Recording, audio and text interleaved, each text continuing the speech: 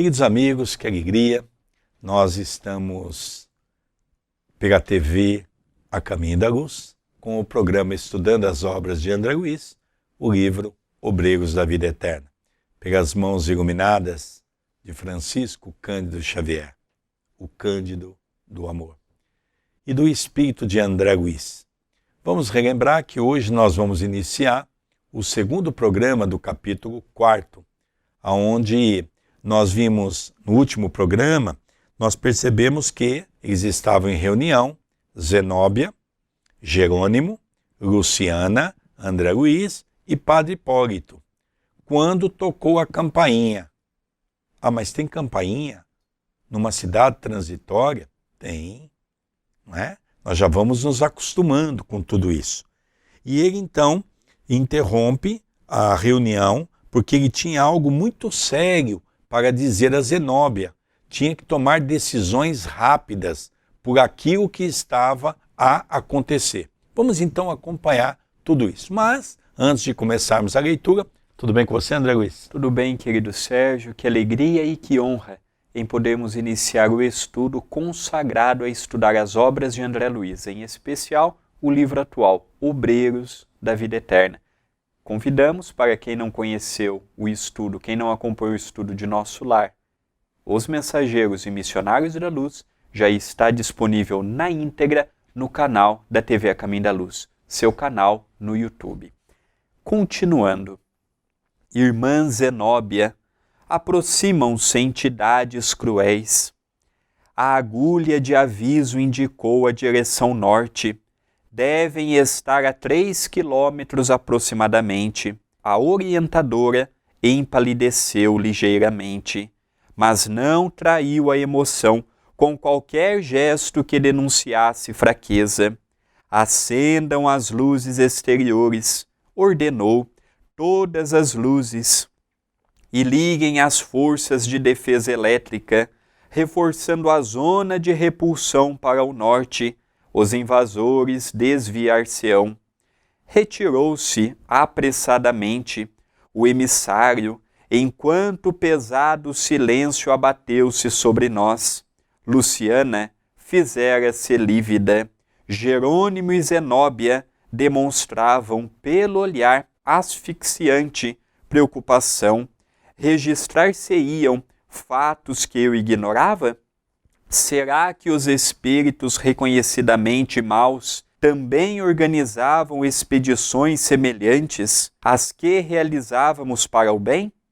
Que espécie de entidades seriam aquelas para infundirem tamanha preocupação nos dirigentes esclarecidos e virtuosos de nossos trabalhos e tão grande terror nos subordinados daquela casa de amor cristão? Impressionara-me a expressão facial de dor e incerteza do servidor que trouxera a notícia. Seriam tantos os malfeitores das sombras para justificar semelhante pavor? Sentia o raciocínio extremamente reduzido para comportar a imensidade das interrogações que me afloravam a mente. Então vamos aqui buscar algumas coisas importantes nesta parte que o nosso querido André leu, nas colocações do Espírito de André Luiz, né? Então esse emissário que tocou a campainha disse a Zenóbia que havia um grupo de espíritos malfazejos que estavam se aproximando vindo do norte. Eles detectaram isso pelo radar. Ele coloca aqui pela agulha, né? É um radar, onde eles detectavam que esse grupo estava se aproximando. Então, quando chegava ali por perto de alguns quilômetros antes da instituição, eles já tinham a capacidade de prever que isso estava acontecendo, né? Um outro fato interessante é que ela, sem titubear, mandou ligar o quê? As luzes, canhões de luz. Sérgio, mas o que isso tem a ver? Canhões de luz? É porque essas entidades trabalham nas trevas, zonas mais grotescas. São espíritos que agem à noite, não conseguem suportar a luz.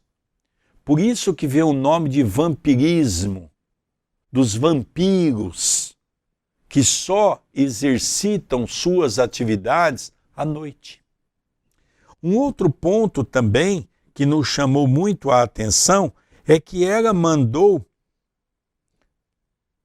ligar as defesas elétricas, reforçando a zona de repulsão para o norte. Bom, se eles estão vindo do norte, vamos então ligar todo o sistema de luz, vamos ligar todo o nosso controle elétrico. Veja, 1945, deve ter sido a época que o Chico escreveu isso, até o final de 45, porque esse livro foi publicado em 1946. Então vamos ver um detalhe muito interessante. Hoje nós vamos dizer assim, ligue a cerca elétrica.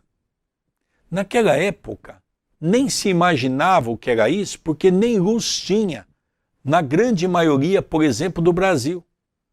Só havia luz em algumas partes, principalmente das capitais, as cidades maiores. O resto não tinha tanta luminosidade. Então, quando eles falam aqui dessas luzes, André, a gente vai buscar informação como se fosse assim um estádio de futebol, né?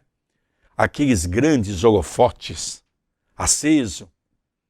Então, isso já iria, né? E era determinada. Ela olha para Jerônimo, olha para o assistente que veio dizer a ela, e ela é determinada. Faça isso. Porque as luzes vão afastá-lo do caminho nosso. Então são grupos de espírito que vivem naquela região. E outro ponto também que nos chamou muita atenção é que para André Luiz aquilo tudo é muito novo. Porque André Luiz pensou assim, olha, nós para virmos numa atividade como essa, passamos por várias reuniões preparatórias. Será que as trevas também têm essas reuniões? Tem essa organização? Talvez aqui ele e todos nós estamos compreendendo que as trevas muitas vezes são mais organizadas do que nós. Isso é importante a gente nos ater.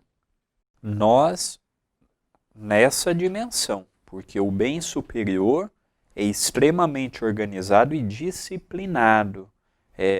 Em momento algum o mal venceu o bem. O mal tem força, mas o bem é preponderante. Ele faz barulho, o mal. Ele se agiganta, ainda mais num planeta primitivo ou de expiações e de provas. Mas o bem, ele é sempre soberano. Continua a narrativa. Através de minúscula abertura, notei que enormes holofotes se acendiam de súbito, no exterior, como as luzes de grande navio assaltado por nevoeiro denso em zona perigosa.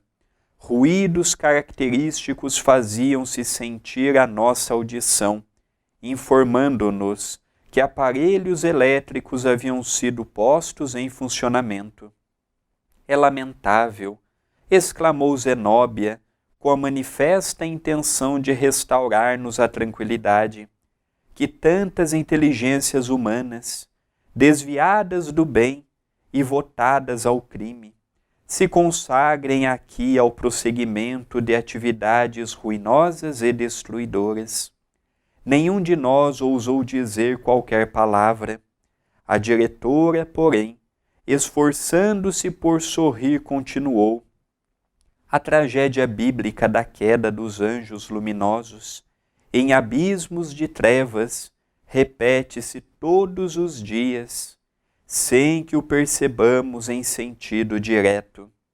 Quantos gênios da filosofia e da ciência dedicados à opressão e à tirania, quantas almas de profundo valor intelectual se precipitam no despenhadeiro de forças cegas e fatais, lançados ao princípio pelo desvio voluntário. Esses infelizes raramente se penitenciam e tentam recuo benéfico. Na maioria das vezes, dentro da terrível insatisfação do egoísmo e da vaidade, insurgem-se contra o próprio Criador, aviltando-se na guerra prolongada as suas divinas obras. Agrupam-se em sombrias e devastadoras legiões, operando movimentos perturbadores que desafiam a mais astuta imaginação humana e confirmam as velhas descrições mitológicas do inferno. Todos nós que gostamos de ler, passamos a conhecer um pouco as mitologias que em vários momentos e fases da humanidade nos colocaram, por exemplo, a questão do inferno. Quando nós vamos para a Europa, é muito comum, principalmente nas igrejas, naqueles templos antigos e construções enormes, nós vermos, por exemplo, imagens diabólicas, mostrando que durante muitos séculos nós tínhamos pavor das questões infernais. Interessante, o André há pouco comentou, e é verdade, que o mal nunca há de vencer o bem. Você que está nos ouvindo pode perguntar por que nós muitas vezes passamos por dificuldades numa casa espírita. Por que o mal muitas vezes vence o bem, aparentemente?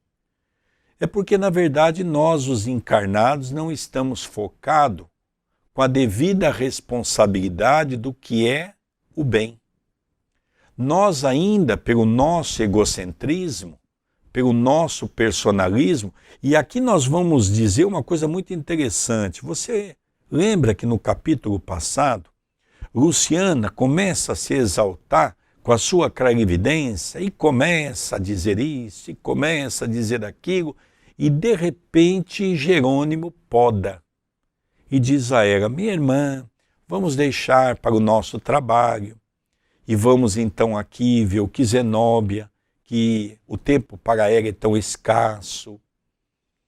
E é interessante que quando vem o problema, Luciana, que era a que mais se expunha, que era uma trabalhadora, foi a que mais ficou com medo. André Luiz faz questão de citar isso. Não é? No movimento cristão é assim. Na hora que está tudo bem, a pessoa vai, se inflama, fala.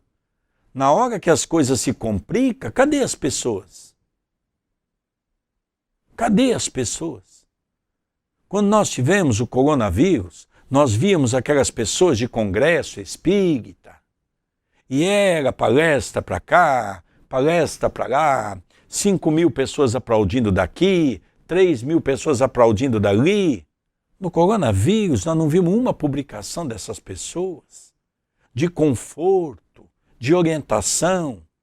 Muitos deles não sabem nem o que é uma sopa, não sabem nem o que é uma distribuição de cesta básica, não sabem nem o que é um trabalho mediúnico, não sabem nem o que é um trabalho de atendimento fraterno. Então, o que nós estamos percebendo é a separação do joio e do trigo. Então, quando nós vemos, às vezes, no campo pessoal, os problemas que acontecem com essas pessoas, então as pessoas dizem: mas o mal venceu. O mal venceu porque a pessoa ainda não tem o bem dentro de si. Então o André tem razão quando ele comentou de que o bem nunca vai perder para o mal. O problema é que nós ainda não somos o bem. Isso é importante a gente guardar em nossa mente. E é importante nós citarmos também que estas casas que desenvolvem o papel igual uma casa transitória de Fabiano, têm uma importância singular. Por quê? Porque ela está rodeada por espíritos que têm inteligência, têm conhecimento da ciência, tem conhecimento da teologia, tem conhecimento dos ensinos bíblicos e converte-se no caminho da maldade. São entidades que têm um poder anímico e uma inteligência tão grande que nós, nas casas espíritas, ainda não temos condições de recebê-los numa mesa mediúnica. Nós, geralmente, recebemos obsessores que estão na casa porque foram atraídos, porque aquela casa as pessoas bebem, usam drogas, têm a sexualidade desregrada. Aqui nós estamos falando de uma categoria de espíritos que eles não perdem tempo em obsediar os outros. Nós estamos falando de uma categoria de espíritos que são espíritos preparados. Nós não podemos subestimar o mal, nós temos que respeitá-los. Porque se eles derem uma investida em nós, poucos de nós ficam em pé. São entidades espirituais que nós temos que ter compreensão de que eles sabem o que eles estão fazendo. Veja bem, se aquela casa armou todo um cenário para combatê-los, imagina se eles vierem em legiões na nossa casa. Sendo que às vezes a gente não faz prece, não faz evangelho, é uma briga, é discussão, é um contra o outro. Imagina se esse grupo de espíritos investe num centro espírita, onde reina a vaidade, reina a disputa. Então nós estamos vendo que são espíritos que o próprio mundo espiritual tem dificuldade de lidar. Então a gente tem que respeitar muito este grupo de espíritos, porque eles não são desconhecedores do que fazem, não. Continua a narrativa. Observando-me, possivelmente a angústia íntima, em face de suas considerações, irmã Zenóbia acrescentou: chegará, porém, o dia da transformação dos gênios perversos desencarnados em espíritos lucificados pelo bem divino. Todo mal, ainda que perdure milênios, é transitório. Achamo-nos apenas em luta pela vitória imortal de Deus, contra a inferioridade do eu em nossas vidas. Toda expressão de ignorância é fictícia, somente a sabedoria é eterna. Por minha vez, gostaria de formular várias indagações, porém a expectativa fizera-me mais pesada. Alguns séculos, prosseguiu a diretora, de reencarnações terrestres, constitui tempo escasso para reeducar inteligências pervertidas no crime. É por isso que os trabalhos retificadores continuam vivos, além da morte do corpo físico, obrigando os servos da verdade e do bem a suportar os irmãos menos felizes, até que se arrependam e se convertam. Indefiníveis ruídos alcançaram-nos o ouvido, e Zenóbia, pálida, calou-se igualmente. Em poucos segundos, tornaram-se mais nítidos. Eram gritos aterradores, como se a curta distância devêssemos afrontar hordas de enraivecidos animais ferozes. Aqui, André, vamos pegar alguns pontos interessantes para o nosso esclarecimento. Quando Jesus passou pela terra, Jesus diz que Deus nos criou simples, ignorantes, e nós vamos alcançando o apogeu da evolução pelo nosso esforço e pela nossa dedicação. Quando ele diz que todos nós um dia chegaremos na condição de espíritos lucificados, embaixo há uma nota do escritor que diz que iluminados, neologismo decorrente do substantivo lucífero. Todos nós passamos por essa fase até alcançarmos a grandeza do Espírito. Então é normal nós entendermos que a Terra é um planeta dos quais o mal ainda campeia sobre o bem, porque vivemos um mundo de provas e expiações. Mas o mundo de provas e expiações já é uma fase muito melhor do que aquela que nós tivemos na época de Moisés, que perdurou até a vinda de Jesus, que é o chamado a era primitiva, onde o mal realmente se destacava de maneira gigantesca sobre o bem. O mundo de provas e expiações, Jesus veio trazer o conceito da palavra amor. Por isso que no Evangelho tem aqui a frase que diz para todos nós que quando Jesus passou pela terra, fez estremecer porque pronunciou a primeira palavra do alfabeto divino, que é a palavra amor. Então nós percebemos que agora nós vamos entrar na era da regeneração.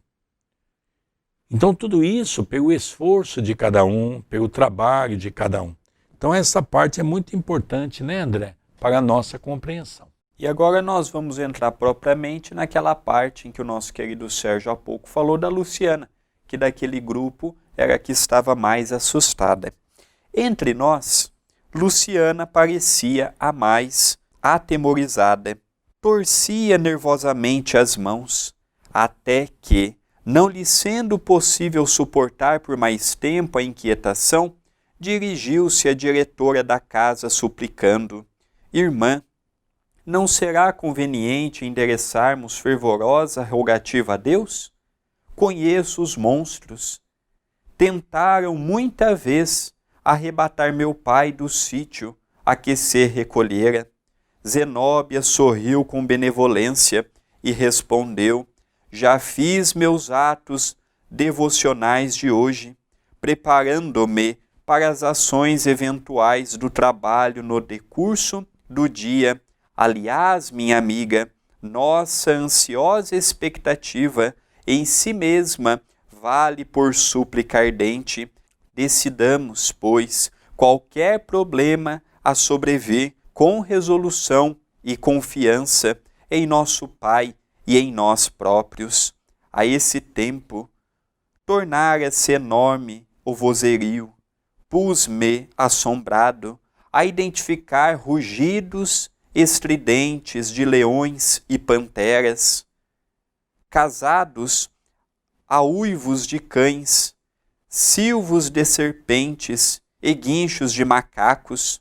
Em dado momento, ouvimos explosões ensurdecedoras. Quase no mesmo instante, certo auxiliar penetrou o recinto e comunicou.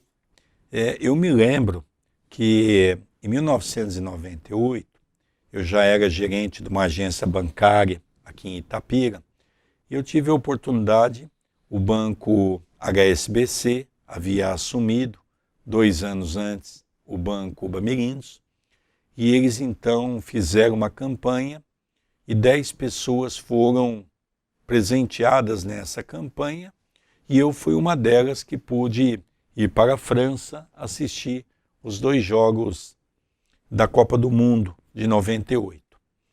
E foi interessante que uma noite, 2 ou 3 amigos que estavam no hotel conosco disseram: olha, nós estamos perto da Torre Eiffel, vamos fazer uma visita? É muito bonita a noite. Eu digo, vamos. A cidade estava muito iluminada, com muita gente andando para todos os lados. E confesso que quando eu fui me aproximando da Torre Eiffel, tem um pátio à frente e existia uma quantidade muito grande de escoceses. Eles estavam trajando uma roupa característica, que é a saia, é aquelas roupas que eles usam na Escócia, cada um deles com 2 garrafas à mão e mais algumas garrafas espalhadas pelo chão. Era um grupo enorme de pessoas. E eles entoavam um tipo de um grito que era uma coisa assustadora, nós nos arrepiávamos, todos eles alcoolizados. Era uma coisa assim assustadora o que nós vimos naquela noite.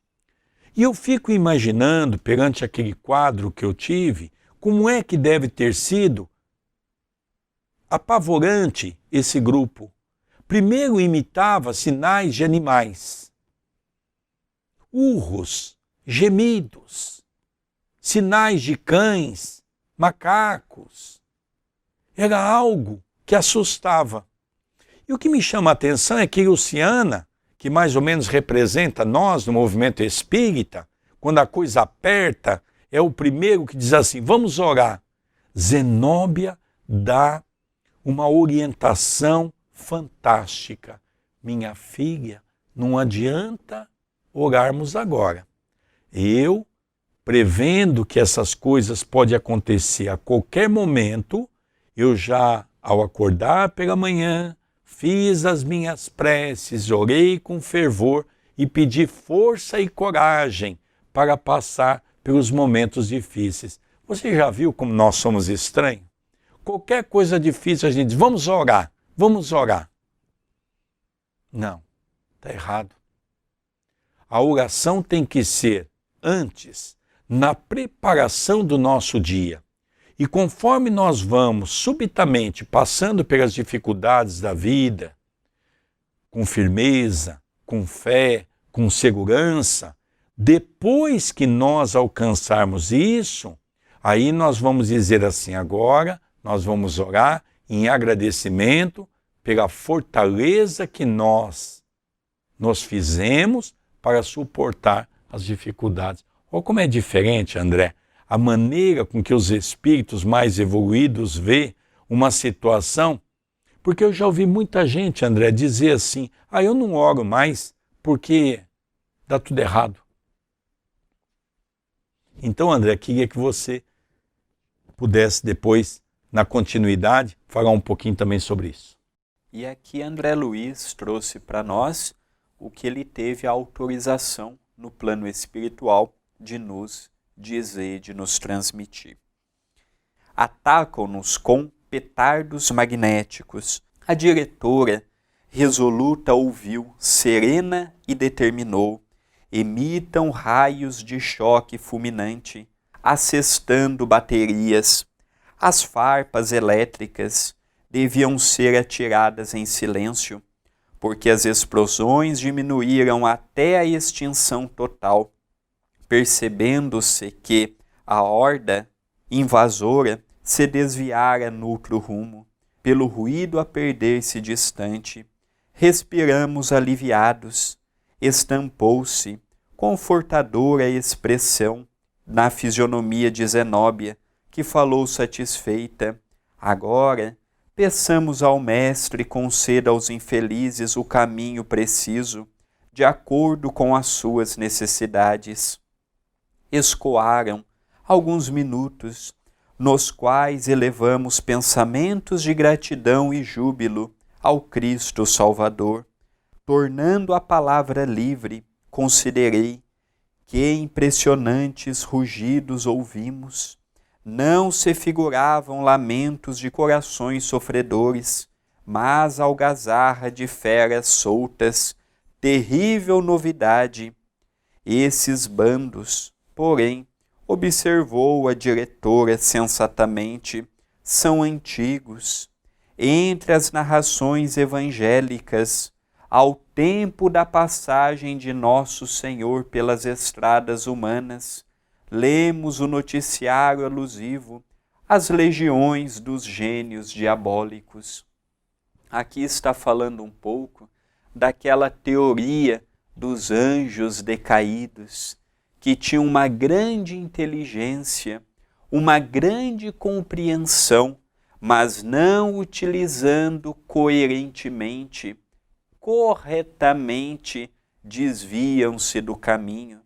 Existem espíritos que estão na senda da maldade, que há milênios burlam a lei divina no reencarne. Existem espíritos que estão há muito tempo fugindo de uma nova oportunidade encarnatória.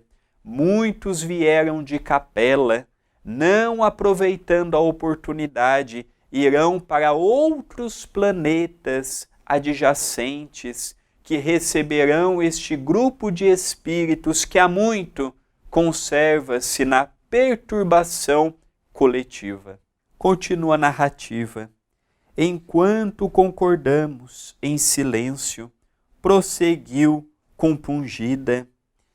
Enraizaram-se os pobrezinhos tão intensamente nas ideias e propósitos do mal, e criam tantas máscaras animalescas para si mesmos, em virtude da revolta e da desesperação, a lhes consumirem a alma, que adquirem de fato a semelhança de horrendos monstros entre a humanidade e a irracionalidade, antes que pudesse continuar nas observações tristes, penetrou um assessor no salão e dirigiu-se à orientadora do instituto, irmã Zenóbia, ambos os desequilibrados que deram entrada anteontem, romperam as celas e tentam fugir.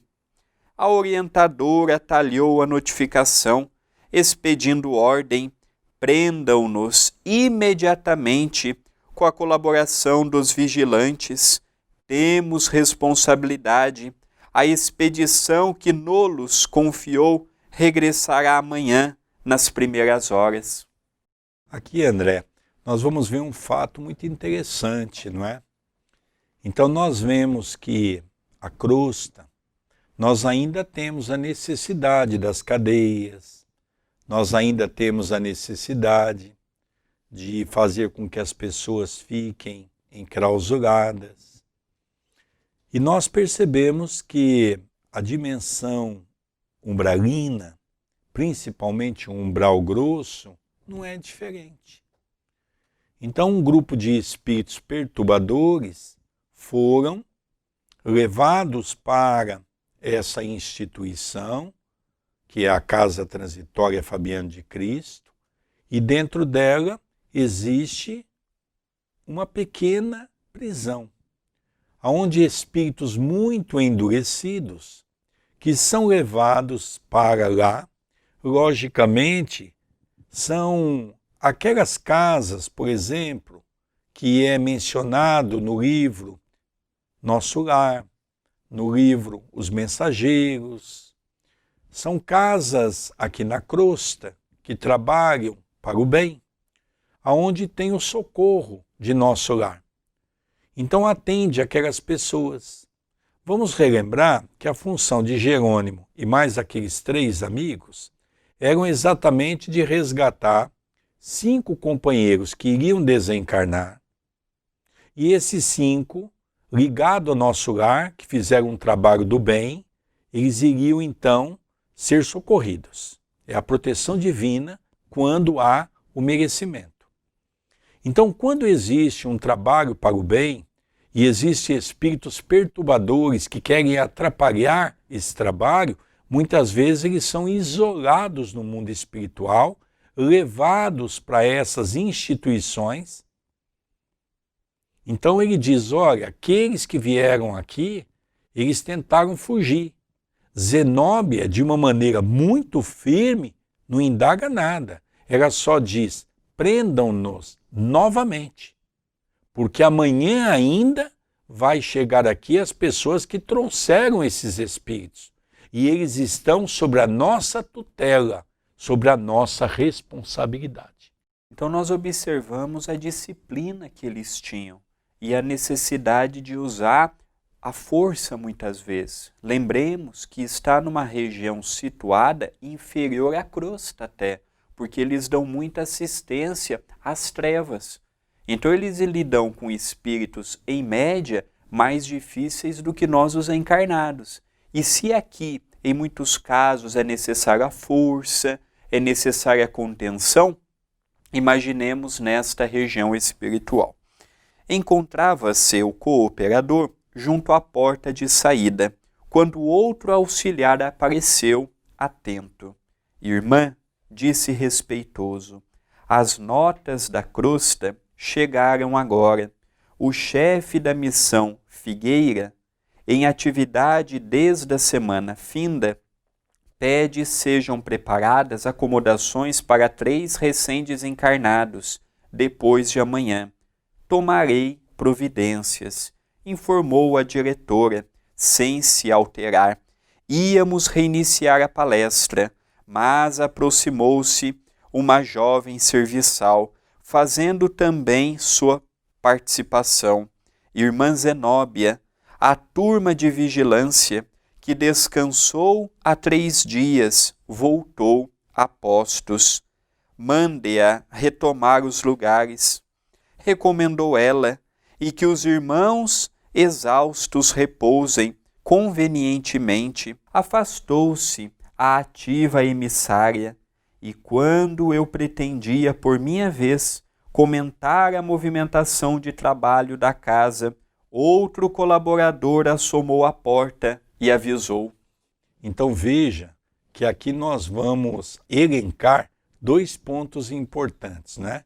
Vem um emissário e diz, olha, recebemos do grupo de Figueira uma notícia de que amanhã eles estarão aqui com 3 desencarnados que foram resgatados e que precisam de uma acomodação. E ela então despacha com a maior naturalidade. O outro vem e diz, olha, nós estamos trocando turno. Os companheiros que já descansaram 3 dias voltam ao trabalho. E ela então vai despachando as coisas naturalmente. Não é como nós, não é? Nós, quando vem 2 problemas seguidos, nós já ficamos destemperados. Aqui também me chama a atenção como é que ela consegue organizar tudo isso, porque ali não vem notícia boa. Ali não tem como ter notícia boa. Ali é uma zona de sofrimento. Tudo que ali passa é problema. Ela tem que ter, e aqui, André, que me chama muita atenção, é a firmeza de Zenóbia. Ela é muito firme no seu propósito. Ela define as coisas de maneira muito natural, com muita força, e o respeito que as pessoas têm nas suas decisões. E tem que ser assim, porque ela está num posto de comando de uma instituição que lida com problemas. É igual muitas instituições aqui na própria Terra. Imagina um diretor, por exemplo, de uma cadeia, o diretor de um lar de idosos que às vezes tem que tomar decisões quando um velhinho se adoenta, quando um velhinho se machuca. Quem dirige uma casa transitória que tem que lidar com a criança que foi tirada dos pais pela justiça, que lidar com a orfandade. Então tem instituições, e é o caso dessa, que lidam diretamente com problemas. Continua. Irmã, a expedição Fabrino pede auxílio da crosta para os serviços das reencarnações expiatórias, de que se encontra encarregada. A mensagem assinala serviço urgente para a noite próxima. Que devo responder? A orientadora refletiu um pouco e ordenou: transmita o comunicado aos irmãos Gotuso e Hermes. Estarão talvez disponíveis. Mais tarde expediremos resposta. Pretendíamos retomar a instrutiva conversação, mas fazendo-se novo silêncio, outro ajudante de fisionomia visivelmente alterada surgiu à porta para informar. Aqui, André, vamos ver então, e não podemos deixar despercebido essa mensagem que é muito importante, não é? Veja que há uma equipe de trabalho na crosta acompanhando aqueles jovens desavisados muitas vezes, dos quais tem que ter a questão da reencarnação. São aqueles jovens namoradinhos que começam muito cedo e de repente não tem programação nenhuma. E eles, quando percebem que há a oportunidade, eles encaminham também um espírito para nascer naquele meio. Nós sabemos que nem toda a reencarnação é programada. Nós sabemos que a maioria das famílias são constituídas ainda de reencarnação compulsória. Então ela diz assim, olha, procura Gotuso e Hermes, eles vão dar todo o acompanhamento pelas experiências que ele tem nesse assunto. E agora até uma parte cômica, essa parte da conversa. Irmã Zenóbia, A nota do dia, vinda do plano superior, manda comunicar-lhe que os desintegradores etéricos passarão por aqui amanhã. Oh, o fogo! Replicou a diretora, patenteando agora inexcedível emoção. Bem o suspeitei, ponderou, acrescentando, o nosso ambiente está conturbado. A passagem dos monstros é sinal de que a limpeza será urgente. E fixando os olhos penetrantes no colaborador, prosseguiu, solicitemos a cooperação das congêneres mais próximas. Precisamos apelar para o oratório de Anatilde e para a Fundação Cristo. Tente a ligação, irei eu mesma fazer o pedido. Afastando-se o assessor, Zenóbia voltou-se para nós, cheia de bondade. Segundo observam meus amigos, desta vez devo levantar-me e agir.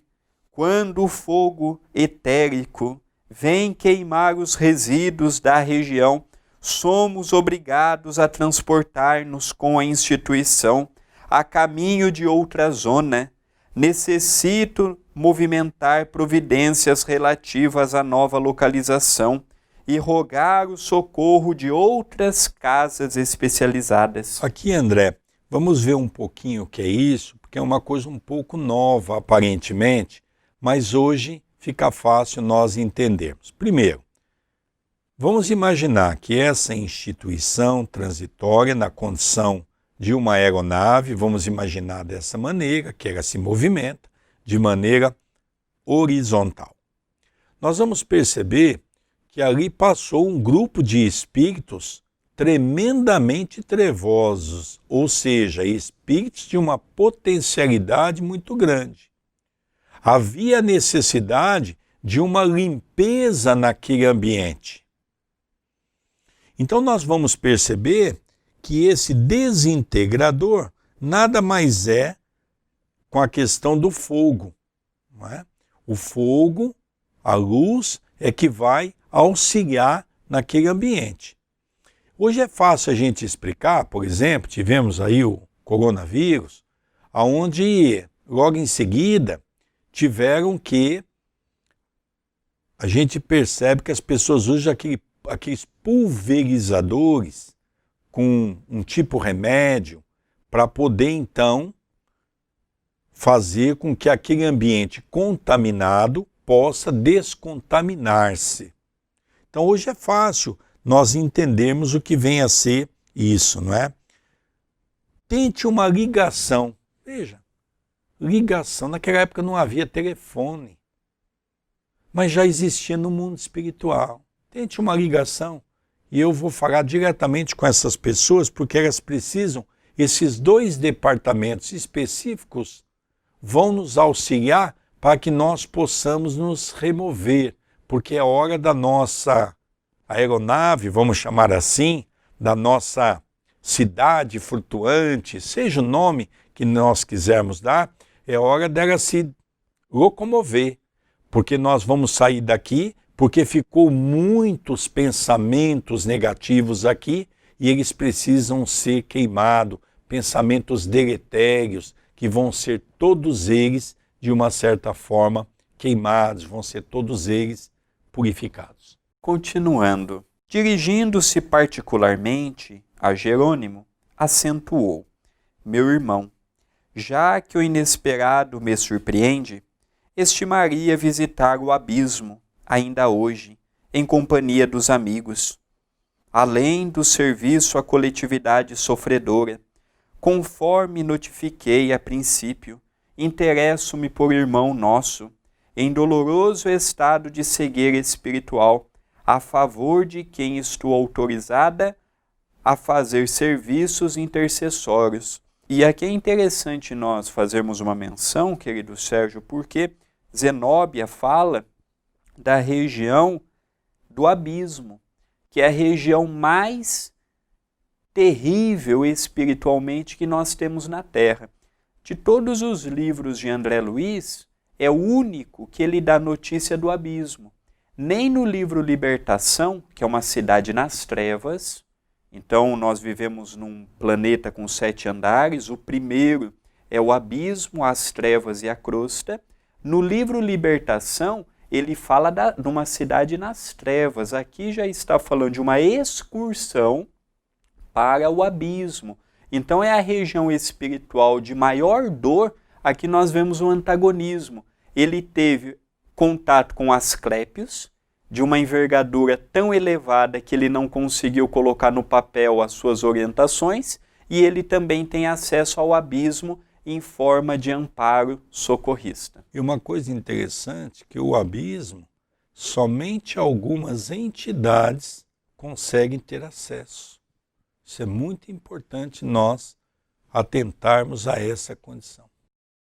De perfeito acordo, respondeu nosso chefe atenciosamente. Depois de levar a efeito alguns sinais de chamado, a diretora da casa transitória de Fabiano confiou-nos ao cuidado de Heráclio, abnegado cooperador da instituição, e se afastou. Fomos, então, convidados pelo novo amigo a visitar o interior, e em breve apresentou-nos extensos dormitórios e estreitos cubículos em que se localizavam doentes e necessitados de vários matizes. Atravessamos igualmente compridas salas de estudo e complicados laboratórios, notando-se que ali todo o espaço era rigorosamente aproveitado. Em certo ponto da conversação, o delicado companheiro que nos acolhia, percebendo a curiosidade com que examinávamos a parte interna do edifício, erguido à base de substância singularmente leve, esclareceu: é tipo de construção para movimento aéreo. Muda-se sem maiores dificuldades de uma região para outra, atendendo às circunstâncias. Então aqui ele esclarece, não é? Eles vão conhecer aquele casarão. Nós vimos que é um casarão térreo, né? E ele também mostra que é como se fosse, e nós estamos falando isso o tempo todo, uma aeronave, né? Um avião, para nós entendermos, que se desloca de um lugar para outro. Isso chamou muito a atenção deles. Então aqui nós já começamos a ver que no mundo espiritual, igual esta casa transitória de Fabiano, existem muitas que têm a necessidade de se locomover conforme a necessidade e conforme a perseguição espiritual que eles sofrem.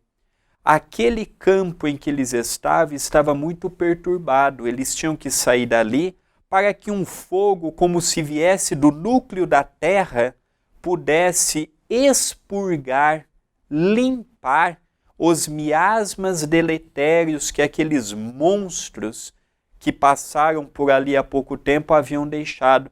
É uma região que poucos filmes de ficção, poucos filmes de terror teriam capacidade de narrar, porque é um quadro assustador, é um quadro que nós não temos parâmetros aqui na Terra para comentar, de tal é o embrutecimento daqueles corações. Continua. E sorrindo, por isso é denominada casa transitória. Em breves minutos, o assistente Jerônimo era chamado nominalmente pela irmã Zenóbia para entendimento particular. Hipólito e Luciana solicitaram ingresso na sala consagrada, onde, conforme explicações de Heráclio, administradores, auxiliares e asilados daquele pouso de amor se reúnem habitualmente para os serviços divinos da prece. Interessado por minha vez nos trabalhos médicos do Instituto, indaguei quanto à possibilidade de encontrar algum colega que me fornecesse novos elementos educativos à experiência no além. expondo ao prestativo assessor meus desejos, respondeu-me sem hesitar: já sei o que pretende. No momento, temos em casa o irmão Gotuso, cujas informações talvez lhe satisfaçam a curiosidade. Então nós percebemos que enquanto Zenóbia chamou o nosso irmão Jerônimo para uma conversa íntima das atividades que iriam ser denominadas, o irmão Heráclio então ficou com o padre Hipólito, com André Luiz, o médico, e também com a nossa irmã, que é uma enfermeira, Luciana. E foram então mostrar as dependências, não é? Lhe chamou a atenção que eram quartos pequenos, muitos deles estavam pessoas deitadas na cama, pessoas muito doentes, não é? Estavam todos sendo tratados ali. Até que eles foram levados para uma sala onde eles se reúnem, que é uma sala onde eles fazem as preces matinais. É interessante, André, que nós percebemos aqui que em nenhum momento em nosso lar, nas obras, que esses lugares é uma casa espírita. O que nos chama a atenção é que é uma casa de oração, porque ali tem católico, ali tem protestante, ali tem evangélico, ali tem budista, ali tem espíritas, todas aquelas pessoas que já alcançaram a condição de trabalho pelo amor, perdem aquela rotulagem da religião. E nós passamos a seguir o Cristo. Isso é uma das coisas também, André, que me chama muito a atenção, não é? Para que a gente possa rever um pouco essa mania de achar que somente o movimento espírita é que vai nos salvar. Nós observamos que a peculiaridade, por exemplo, do espírito de André Luiz nesta obra e nas demais. Enquanto Luciana e Hipólito foram até esta sala, este salão consagrado às preces, André Luiz tinha ensejo de aprender. Isso é uma coisa muito interessante. O espírito de André Luiz, que nós reconhecemos ser a figura do médico sanitarista Carlos Chagas, ele tinha sede pelo conhecimento. Ele tinha sede pelo aprendizado. E ele teve a oportunidade de expor a vontade de conversar com alguém que pudesse dar uma orientação médica e uma orientação científica de tudo aquilo. E este nosso irmão, que estava temporariamente no lugar de Zenóbia, fazendo a recepção de André Luiz, de Jerônimo, daquele grupo, disse: olha, tem um irmão aqui na casa, Gotuso, que eu creio que ele pode te dar informações que vão te auxiliar. Tanto é que o capítulo que virá, o capítulo 5, como título tem Gotuso, falando um pouquinho dele e as explicações que ele vai dar para André Luiz e, consequentemente, para nós outros. Então isso nos chama muita atenção. Enquanto Padre Hipólito e Luciana queriam pedir orientação, queriam pedir pela paz, queriam acalmar o coração, André Luiz queria compreender. É típico de espíritos ligados à ciência. Eles deixam, não é que André Luiz não tinha fé, não é que André Luiz não valorizasse a prece, mas André Luiz gostava de compreender o que ele estava fazendo, o projeto que ele estava inserido. E ele, nós vimos nesse capítulo vários momentos, se André Luiz pudesse, ele fazia toda hora perguntas, porque ele não aceitava o que os outros dissessem. Ele gostava dele chegar à conclusão pelas informações que chegavam. O espírito científico é um espírito diferente do religioso. O religioso, mesmo no espiritismo, em que nós temos a fé raciocinada, muitas pessoas ouvem e não perguntam. O espírito científico é o oposto, ele pergunta tudo. Ele quer compreender o princípio e o meio para chegar no final. O religioso não, o religioso pega aquilo, ouve o seu dirigente e poucos contestam. Então isso é interessante de analisar. Um outro ponto interessante, André, quando nós tivemos o coronavírus, eu me lembro de uma situação que aconteceu aqui no estado de São Paulo, de um infectologista considerado um dos maiores conhecedores da área de infecções, de vírus. Tem um hospital e uma clínica muito famosa em São Paulo. Foi convidado pelo governador de São Paulo para administrar a crise que estava ocorrendo com referência a esse vírus. E ele aparecia na televisão todos os dias, dava depoimento, não se pode fazer isso, não se pode fazer aquilo. E para minha estranheza, ele foi um dos primeiros que contraiu o vírus. Ou seja, os cientistas no Brasil, que usaram da sua inteligência, esquecem que também são seres humanos. Falam como se fossem divindades. Mostram um conhecimento como se fossem grandes conhecedores daquela área, mas não têm a simplicidade de dizer: eu não conheço ainda esse vírus. Está sendo estudado no mundo todo, tem as suas características diferentes. Por que eu estou dando esse exemplo? Porque nós já estamos vendo agora um André Luiz numa outra fase espiritual. Ele agora quer sim se aprofundar nos conhecimentos, nos processos científicos para perceber aonde é que ele vai poder ser mais útil em todas essas atividades. Como funciona tudo isso? Sem aquela arrogância de dizer: eu sei tudo, eu tenho PhD, eu tenho curso de mestrado, eu sou doutorado, eu sou isso, eu sou aquilo. Nós temos que entender que perante a criação divina nós não somos nada. Eu gostei muito de ouvir um grande cientista americano, considerado no mundo todo um dos grandes infectologistas do mundo. Ele disse, quando perguntado: e os seus conhecimentos sobre essa área?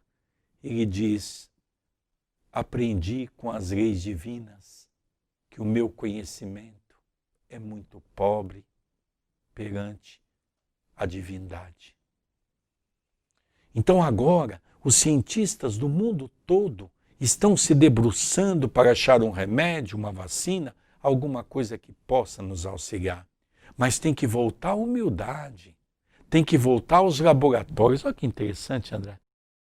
Ao encerrarmos o nosso programa, eu gostaria de convidar a todos para conhecer os livros que eu já escrevi até o presente momento. Você pode adquirir através da nossa loja virtual e estará ajudando diretamente a TV A Caminho da Luz. Loja acaminhodaluz.com.br.